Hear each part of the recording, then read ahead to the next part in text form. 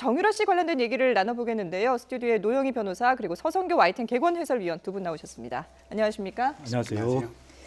자, 정유라 씨가 어제 이 체포된 뒤에 현지 법정에서 이제 휴정 시간을 이용해서 취재진들하고 잠깐 인터뷰를 했었는데 그 내용을 잠깐 들어보고 본격적으로 얘기를 나눠보도록 하겠습니다.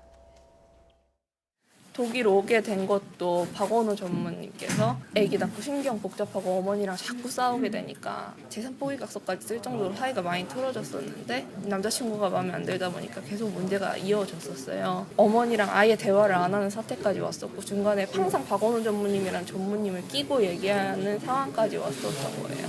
박원호 전무님께서 삼성이 선수 6명을 뽑아서 말을 지원을 해준다더라. 그냥 타야겠다라고 생각하고 말을 탔는데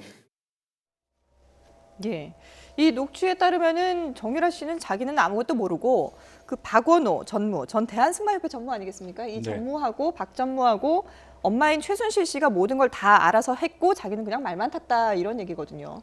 네, 본인은 그 독일과 덴마크에 올 때 이런 삼성의 지원 내용이라든지 또 독일로 엄마가 그 영주권을 취득해서 이민을 할 계획 이런 걸 전혀 몰랐고 네. 단지 가정적으로 문제가 많아서 본인이 피하기 위해서 머리를 식힐 겸 해서 박원호 전 그 승마협회 전무죠. 옛날 승마 국가 대표를 하면서 아무래도 최순실 씨와 정유라 씨와 상당한 친분 관계가 있는 것 같습니다. 예. 네. 그래서 독일로 가서 또 덴마크로 가서 말이나 타면서 머리를 식히고 시간을 좀 보내자 이렇게 왔고 지금 드러나고 있는 여러 가지 의혹 문제에 대해서는 본인은 잘 모른다 이렇게 이야기를 했습니다. 엄마가 그냥 사인만 하라고 해서 했다 이런 네. 얘기잖아요. 네, 구체적인 이제 뭐 이대 입시 비리의 문제, 그 다음에 학생 관리의 문제, 또 삼성에서 한 200여억 원의 네. 그 승마 선수들 지원금이 네. 책정이 돼 있었는데 실제로 사용된 액수는 약 한 80억 원 정도로 알려지고 있습니다. 이 돈을 사용하기 위한 계약서 작성할 때 본인은 위에 포스트잇을 가리고 네. 이름만 썼기 때문에 그 내용은 자세한 모른다.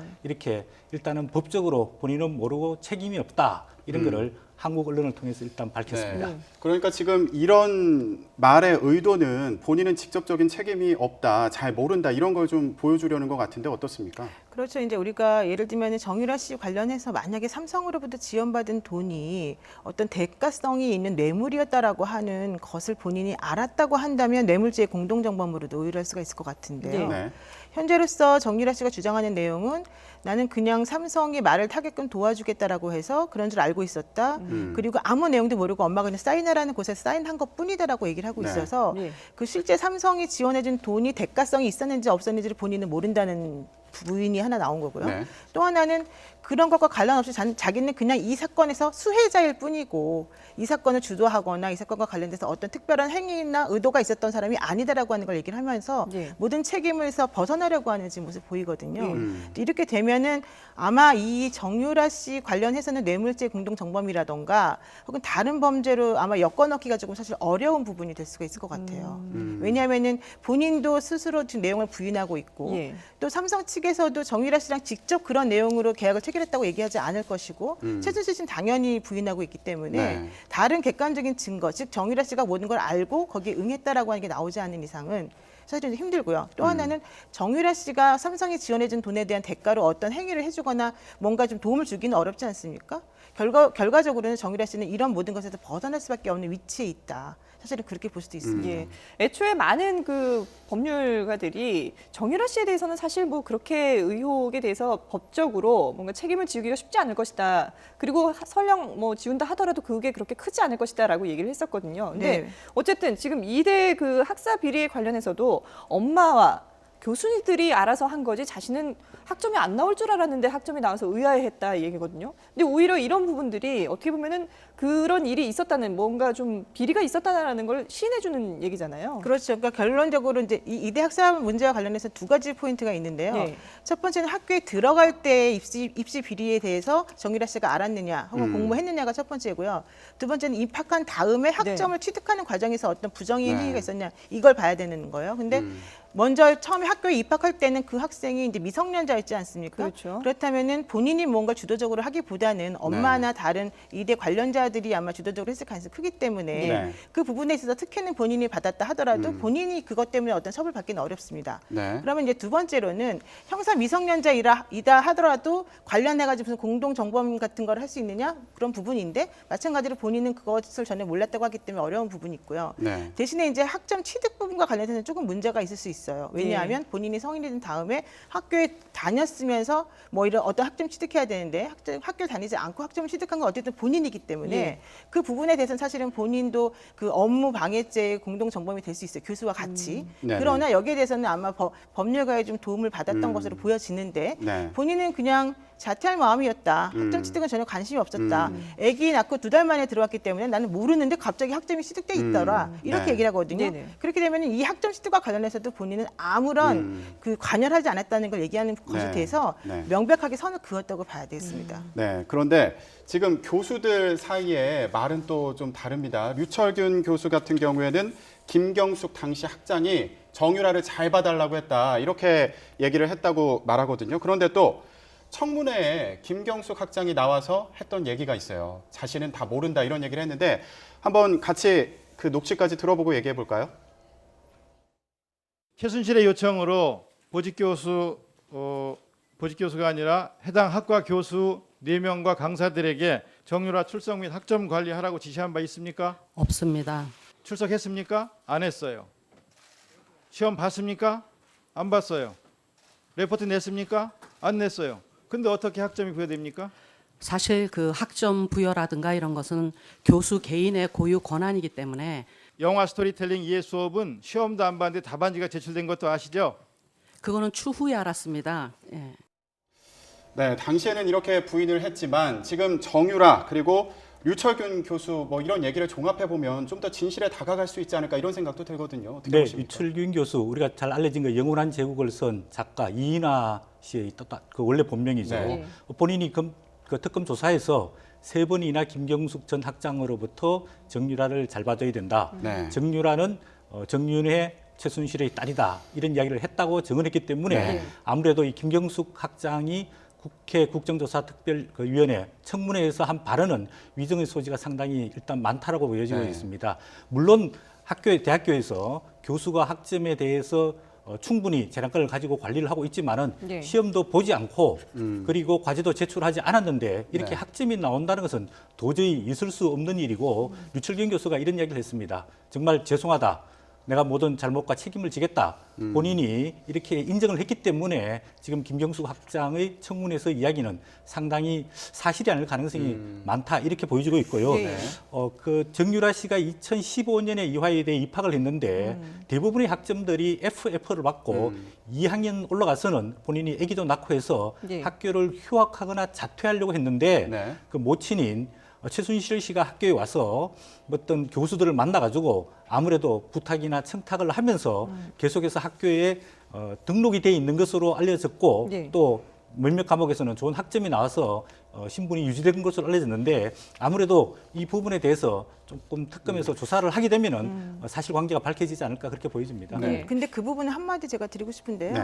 그 류철근 교수가 얘기한 것은 김경숙 학장 등이 잘 봐달라, 얘 좀 신경 써달라 이렇게 말했다는 거고요. 네. 실제 류철근 교수가 한 행위는 네. 문서를 위조하게끔 시켜가지고 결과적으로는 점수를 준 거지 않습니까? 답안지를 위조로 그러니까 위조를 한 조교에게 거죠. 예. 시켜서 그런데 문제는 김경숙 학장은 답안지를 뭐 다른 사람에게 대신해서 쓰게 해서 점수를 이렇게 해서 줘라라고까지 한 건 아니에요. 네. 그렇다면 물론 잘 봐줘라라고 하는 것의 의미가 무엇인지를 다시 따져봐야 되겠지만은 네네. 김경숙 학장 입장에서는 나는 저 사람에게 A라고 하는 행위를 구체적으로 지시한 바가 없다라고 얘기할 거라는 거예요. 예. 빠져나갈 구멍이 있을 수 그렇죠. 있다는 그렇기 때문에 거죠. 류철근 교수 혼자 정말 과도하게 충성심에서 오히려 이상한 행동을 더 많이 한 사람이 돼버리는 거고 혼자 책임질 수밖에 없는 구조가 될 수도 있어요. 그런 부분을 또 살펴봐야겠네요. 그렇습니다. 네. 예, 예.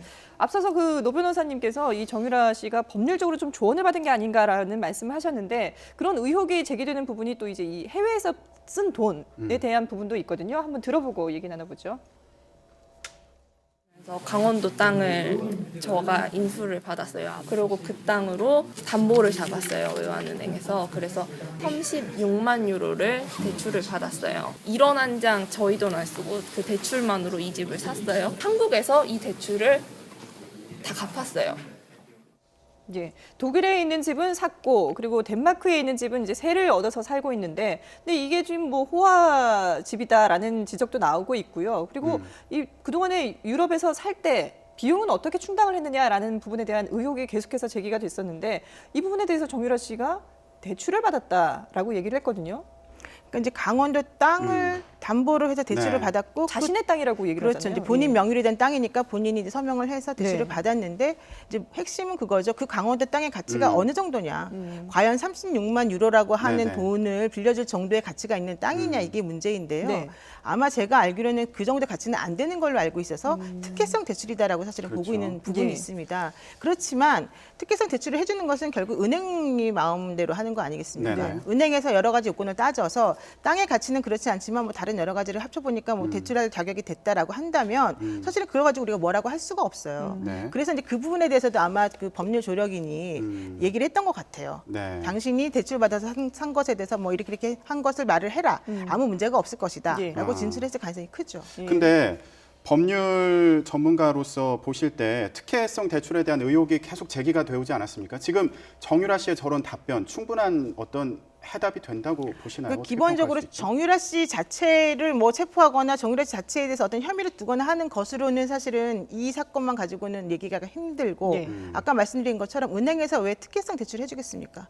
결국 다른 방식으로 무언가 이득이 있기 때문인데 그 이득을 주는 사람은 정유라가 아니라 네. 최순실 내지는 최순실 뒤에 있는 대통령이라고 하는 생각이 있었을 거란 말이죠. 예. 근데 그런 관계를 모두 파헤치고 확인해내지 않고서는 대출해 주었다는 것만 가지고는 사실은 뭘 하기가 어렵다는 부분인 거죠. 네네. 근데 뭐 대출 부분도 그렇지만 전반적으로 이 정유라 씨의 인터뷰 내용을 쭉 보면은 뭐 제가 아는 한은 이렇습니다라는 식으로 얘기를 하면서 조목조목 또 생각보다 이렇게 답변을 체계적으로 한 것 같아요. 그런 걸 보면 어느 정도 좀 말맞추기를 한 게 아닌가, 이런 상황에 대해서 대비를 한 게 아닌가, 이런 네.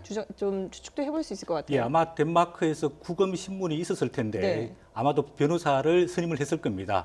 그 조목조목 여러 가지 의혹, 한국에서 일어나고 있는 여러 가지 조목조목 의혹 사항에 대해서 네. 아마 변호사의 조력을 받아서 덴마크 법정에서 아마 답변을 했을 것 같고, 그 답변한 내용을 이어서 한국 기자들에게 인터뷰를 통해서 밝힌 것으로 보여지는데, 우리 네. 아까 변호사님 말씀하셨지만 한국에서 대출 받아서 독일로 가지고 간 것은 외환 반출의 어떤 적법성 문제를 따지는 거고, 네. 지금 삼성이 독일에 설립한 BDX 스포츠를 통해서 약 80억 원을 현금으로 지불을 했습니다. 네. 그리고 정유라 씨가 BDX 스포츠의 주주로 등재가 되어 있습니다. 그러면 그 과정 속에서 이 돈이 어떻게 사용됐는지 부분에 대해서 네. 이것도 한국 특검이 좀 밝혀내야 할 부분이 아닌가 그렇게 보여집니다. 네. 그런데 지금 정유라 씨가 은신 중이지 않았습니까? 그런데도 평소에 바비큐 파티를 즐겼다거나 뭐 고양이를 키웠다거나 이런 얘기들이 주변에서 나오더라고요. 이런 걸 보면 누가 좀 도와준 거 아닌가 싶기도 한데, 데이비드 윤이라는 존재가 관심을 끌지 않았습니까? 조력자라고 알려져 있었는데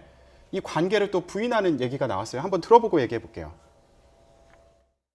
데이비드 유는 지금 어디 있습니까? 데이비드 유는 저랑 연락 안 됩니다. 책임지기 싫으셨어요. 그 지금 데이비드 유는 계속해서 보호했을 아니요, 거라고. 그거는 말도 안 되는 소리고요. 네. 데이비드 유는 저랑 연락 자체를 안 하고 싶어 하시는 분이시라서 현재. 이게 지금 뭐 믿을 만한 말인가 싶기도 하고, 한편으로는 또 다른 제3의 조력자가 있는 거 아닌가라는 의심이 들기도 하고요. 어떻게 보십니까? 네, 그 최순실 씨가 1980년대 초반에 독일을 굉장히 많이 왔다 갔다 했습니다. 그래서 교민들 사이에서 상당히 도와주는 사람이 많은 것으로 알려지고 있고, 네. 지금 밝혀진 바로는 최순실 씨가 독일에 설립한 회사가 한 15개 정도 좀 되는 것으로 알려지고 있습니다. 네. 그러면 그 회사를 운영하고 등재하기 위해서는 많은 독일에 있는 교민들이 필요로 한데, 네. 아마도 그 중에 한 명이 데이비드 윤인가가 보여지고 있고요. 네. 아마도 초기에는 이 정유라 씨와 최순실 씨를 많이 도운 것으로 보여지는데, 최근에 와서 한국에서 이 최순실 사태가 터지게 되니까 네. 아마도 데이비드 윤 이런 분들이 정유라 씨와 최순실 씨와 연락을 끊고 아무래도 잠적하고 있는 것으로 일단 보여지고 있습니다. 저기서 네. 이제 데이비드 윤이 도와준 것은 말이 안 된다라고 극구 부인하는 이유 중에 하나는요. 네. 그 범인 도피죄가 성립될 수 있기 때문에, 범인 도피와 은닉죄가 성립되니까. 그러니까 만약에 조력인이라고 한 사람이 만약에 계속 옆에 있으면서 정유라 씨를 도와주었다고 하면 네. 정유라 씨에 대해서 체포영장이 발부되고 피의자로서 지금 혐의가 있는 사람인데 네. 그 사람을 계속 도와준다라고 하는 것은 우리나라 사람들 입장에서는 네. 사실은 범인을 도피하도록 은닉해주고 도주하도록 도와준 거거든요. 네. 그렇게 되면 형사처벌 받을 수도 있어요. 음. 아마 그런 여러 가지 것들을 고려해서 다른 사람은 나를 도와주지 않았다. 그냥 우리 아이를 돌보는 사람만 나랑 있었다. 뭐 이런 식으로 말하는 게 아닌가 이런 생각이 듭니다. 그래서 그런지 네. 정유라 씨 외에는 같이 있던 4명은 다 풀려났잖아요. 근데 지금 이제 정유라 씨가 과연 언제 그런 국내로 송환이 되느냐. 일단 본인은 자기를 풀어주면 내가 자진해서 한국에 들어가겠다라고 했지만 특검은 범죄인 인도 청구를 하겠다라고 얘기를 했거든요. 근데 이게 범죄인 인도 청구를 하더라도 상당 시간이 걸린다면서요? 그렇죠. 범죄인 인도 청구를 하면 뭐 공문 한 장만 가지고 딱 보내면 거기서 곧바로 네. 해주는 게 아니고요. 네. 그 거기에다가 이제 우리가 그 공소장을 쓰듯이 범죄 사실을 조목조목 적어야 되고 거기에 맞춰서 증거를 다 첨부해야 되고 네. 이걸 다 그 나라 언어로 번역을 해서 다시 보내야 됩니다. 네. 그 시간이 많이 걸리고 또 네. 중요한 거는 그 상대 국가에서는 우리나라에서 저 보내는 서류만 가지고 판단하지 않고요. 네. 여러 가지 것들에 대해서 이 사람을 정말 보내야 될 만한 뭔가 있구나. 네. 이 사람을 보내는 것이 인도적 차원에서 문제가 안 되는구나라는 판단을 해야만 보내는 거거든요. 네. 그래서 그 절차가 사실은 상당히 오래 지속될 가능성이 있어요. 근데 특검에서 그 정유라 씨가 나를 불구속 상태에서 수사하게 해주면 예. 내가 자진 귀국하겠다라고 말을 했더니 처음에는 특검에서 그런 일은 있을 수 없다라고 말했죠. 하지만 이제 오늘 입장이 약간 조금 바뀌었습니다. 네. 뭐 완전히 바뀐 것은 아니고 네. 일단 들어오는 것이나 체포 당시에는 좀 불구속 상태에서 당신을 좀 데려오고 조사를 할 수 있다. 네. 그러나 상황에 따라서 너에 대한 뭐 구속 자체를 우리가 염두에서 아예 배제한 건 아니다. 다만 만약에 이런 식으로 범죄 인도 청구를 하더라도 사실은 그쪽에서 인신보호 요청을 하거나 정유라 씨가 법적으로 어떤 대응을 하게 되면 시간이 늦어지고 결국 특검이 소환할 수 없게 되어 버리니까 예. 네. 그 점을 좀 고려해서 우리가 어느 정도는 조금 타협의 여지가 있다라는 식으로 지금 얘기를 하고 있거든요. 네. 그래서 아마도 지금 특검이 사실은 70일 정도 이제 원래 있었지 않았습니까? 예. 그 기간 내에 이분들을 데려와서 결국 최순실을 움직이게 하려면은 네. 제가 보기에는 정유라 씨의 혐의 자체가 그렇게 크지 않기 아. 때문에 반드시 구속을 해야만 되는 건 아니에요. 네. 그러니까 오히려 그 사람을 데리고 와서 네. 한국에서 수사를 하면서 협조를 조금 구해서 최순실 씨가 부인하고 있는 내용들에 대해서 조금 더 입을 열게끔 하는 게 더 나은 전략이 아닌가 그런 생각이 듭니다. 네. 예. 앞으로 좀 어떤 식으로 송환이 되는지 지켜봐야 될 것 같고 박근혜 대통령과 얼마나 가까운 사이였냐 이 부분도 관심거리였는데 좀 거리를 두는 모습을 보였거든요. 한번 들어보고 얘기해 볼까요? 박근혜 대통령을 박근혜 이모라고 이렇게 호칭을 불렀다는 아니요, 얘기까지 있었거든요. 저는 제가 박근혜 대통령을 뵙긴 뵀는데요. 예. 마지막으로 뵌 게 저희 아버지가 그게 언제예요? 일하실 때 뵀어요. 제가 초등학교 때일 거예요. 일단 그 주사 아줌마 백 실장님이 누군지 알 것 같고요. 일단 먼저 대통령과 연관시켜서 얘기해 보면 청와대 들락거린 거 아니냐 이런 의혹을 좀 차단하려고 거리를 두는 것 같기도 한데 어떻게 보십니까?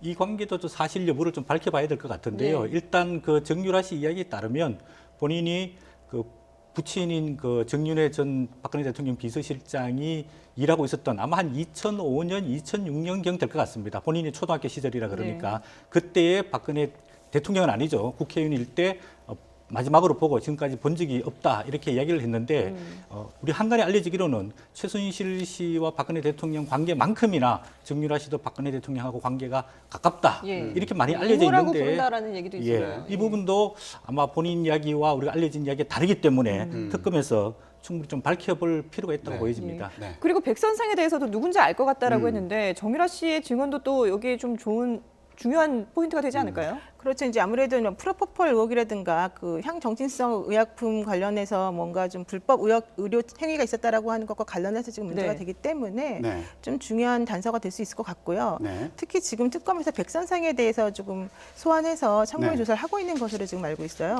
그렇게 네. 되면 거기서 어떤 식으로든지 간에 그 대통령에 대해서 어떤 행위가 있었는지와 최순실 씨와 어떤 관련이 있었는지가 좀 나올 수 있거든요. 네. 네. 거기에다가 정유라 씨가 그분에 대한 존재를 다 알고 있었다라고 하는 내용까지 덧붙여지게 되면 이게 증거로서의 그 능력이 훨씬 더 커져요. 예. 그렇게 되면은 그 혐의 사실을 입증하는데 훨씬 더 좀 부담이 덜어지는 부분이 있습니다. 증거를 강화하는 그런 그렇습니다. 능력까지 예, 예, 있는 거군요. 네. 예, 알겠습니다. 네, 지금까지 노영희 변호사 그리고 서성교 YTN 개건 해설위원과 얘기 나눠봤습니다. 두 분 고맙습니다. 고맙습니다.